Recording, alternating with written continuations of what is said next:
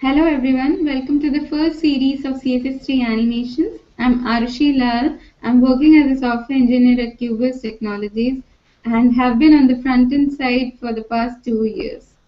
Today I'm going to discuss about one of the latest and emerging trends in front-end engineering, that is CSS3. So before going into the details about CSS3, let's discuss what CSS actually means. So let's move on to the next slide.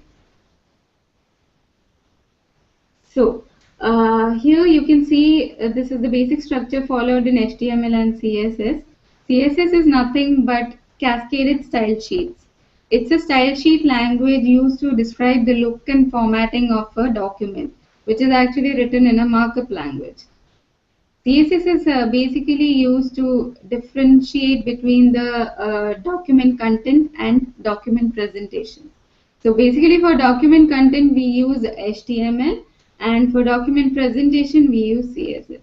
So if you see the structure over here for HTML and CSS, for HTML we have a doc type declaration, and inside that we have a HTML tag and a body tag. So inside the body tag we have H1 tag and P tag. H1 is for headings and P tag is for paragraph. So in this particular site we'll have a heading called a heading and a paragraph called a paragraph. And for these H1 and P tags we can apply styles using CSS. So in the CSS structure you can see that we have applied styles such as font family, color, font size for paragraph elements and H1 elements respectively. So this is the basic structure followed for HTML and CSS. Now let's see how HTML and CSS have evolved over the span of years. Let's move on to the next slide. So here you can see a screenshot of a website of Stanford University. This was developed in 1997, and the main technologies used in this site at that time were HTML 4.0 and CSS1. So as far as layout and design were concerned, CSS1 didn't have much to offer. So if you see the screenshot over here, the main colors used were blue and black only. So the site is not that visually appealing also. CSS1 didn't have many features. It has features like foreground colors or background images or background colors only. And we can actually position the elements to left or to the right, and we can flow the text around the box or something like that. So CSS1 didn't have many features to offer. So if we see the site over the next span of years, you can see a difference. So if you move on to the next slide. So if you see the site over here, which was developed in 2001, the technologies mainly used were XHTML1 and CSS2. You can see a marked difference in the site from the previous slide.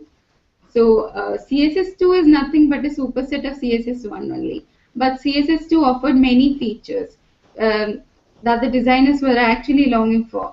So CSS2 had features like border radius or font properties like shadow, background colors, many features like we can position the elements more effectively in CSS2 now. We had options to position, like we can relatively position the element or absolute position the element, or we can actually make it fixed also in the site. So we can also provide z-index to the elements. Z-index is nothing but we can overlap an element over another element in a website. So we had many features in CSS2 along with CSS1. So you can see a marked difference in the site during 2001 to 2006. Now let's look at the present scenario. It's like if we move on to the next slide, in 2007, when Stanford University website was built, the main technologies used were HTML5 and CSS3. HTML5 is a hypertext markup language only, but it introduced various semantic tags. Semantic tags were used more effectively now in order to build a website, and it's a set of predefined tags only. So CSS3 it's the latest version of CSS. It offered many features, and it is actually many features in order to build the website. And if you see the slide over here, we have three layouts over here.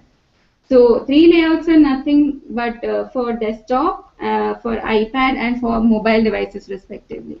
So one of the major breakthrough in CSS3 was media queries. So using media queries, you can build the website and you can make it compatible in desktop, iPads, tablets, and mobile devices in any resolution. So as I said, media queries was a major breakthrough, and we are using media queries nowadays to build websites. So it has transformed the way we build websites now. So CSS3 is nothing but it's slightly different from CSS2. So CSS3 has been split up into different sections called modules. These modules are divided into different features. So it is like the features are like animations, border radius, pseudo selectors, etc. I'll be explaining these features in details in my upcoming slides. Now let's move on to the next slide. So let's go through some of the commonly used features in CSS3. I'll be giving demos and examples, and will be explaining these features in details in my upcoming webcasts. Okay. So let's move on to the first feature of CSS3, that is CSS animation and transition. From the word animation only, you guys, you in your mind think about animated movies and videos. So you guys wonder also how these animated movies are achieved, or how these animations occur. Animation is nothing but it is the process of creating a continuous motion or a shape change illusion by means of rapid display of sequence of static images. These static images minimally differ from each other. And in CSS3, we can achieve animation by letting an element change from one style to another gradually. So we can obtain these animations in CSS3 using two properties. Those are transition and transform. So I'll be explaining this in detail in the later slides. So second feature is CSS 2D and 3D transform. It's nothing but a form of animation only, but it will have the 3D effect also. So we can achieve the 3D view effect using 3D transform also. So let's move on to the next feature, that is calculating values using calc function. So calc function is nothing but it is used in CSS to do arithmetic operations. If you want to obtain a width of an element, or you need to specify a length of an element, we use calc function. And the next feature is advanced selectors. Advanced selectors are nothing but powerful selectors which are used nowadays.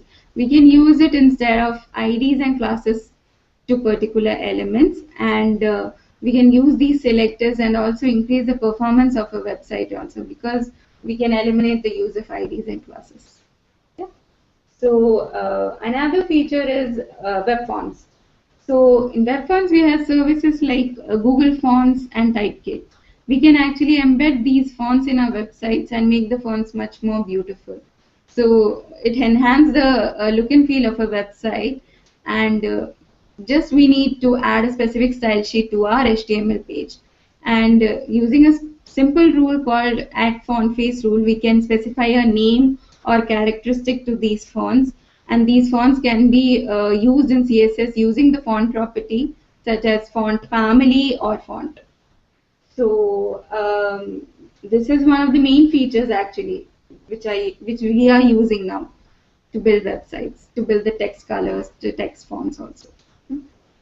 So the next feature is media queries.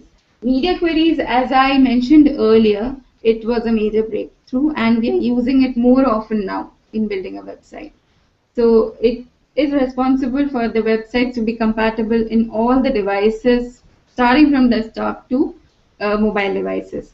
So earlier, how we used to do it was we have a specific URL for a website for desktop, and we have another URL for mobile website. So now we can actually use the same URL and make that particular site to be compatible in all the devices using these media queries only. We just need to specify some rules under a certain media rule or under certain media width. Okay, so it is actually very easy to use, and we can make it compatible in all the devices also. Next feature is gradients. Gradients is nothing but we can achieve a smooth transition in colors without having to resort to images.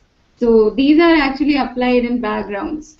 So if you just switch on to the first slide and see the site of Stanford University, we have applied a background color to the title. It is actually gradient only. So gradients are nothing, but we are applying a smooth transition to the color. So it is actually mainly used nowadays in CSS3 to apply background colors. So these are the commonly used features in CSS3 nowadays, and I've given a gist about all these features. Now let's move on to the next slide. So that's it for today, folks. Now, thank you.